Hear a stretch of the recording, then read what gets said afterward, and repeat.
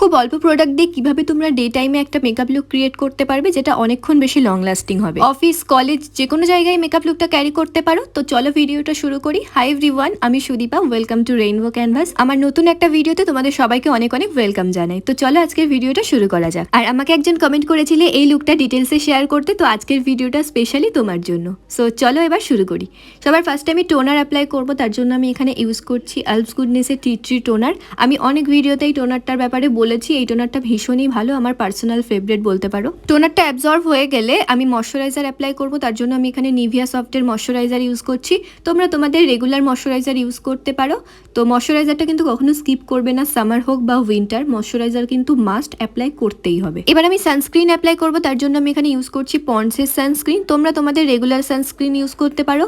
যেহেতু মেকআপটা দিনের বেলা হচ্ছে, তো সানস্ক্রিনও কিন্তু অ্যাপ্লাই করতে একদমই ভুলবে না। আর প্রত্যেকটা প্রোডাক্ট অ্যাপ্লাই করার পরে 30 সেকেন্ড করে টাইম দেবে, যাতে প্রোডাক্টগুলো আমাদের স্কিনে ভালো করে অ্যাবজর্ব হয়। এরপর আমি প্রাইমার অ্যাপ্লাই করব, তার জন্য আমি এখানে ব্লু হেভেনের একটা প্রাইমার অ্যাপ্লাই করছি।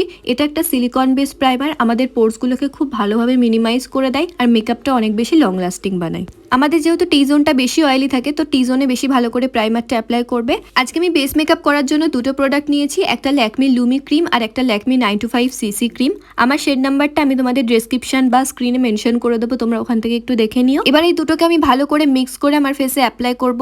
লুমি ক্রিমটা আমাদের স্কিনে একটা খুব সুন্দর ন্যাচারাল গ্লো প্রোভাইড করে, যেটা দেখতে ভীষণই ভালো লাগে আর ভীষণ ন্যাচারালও লাগে।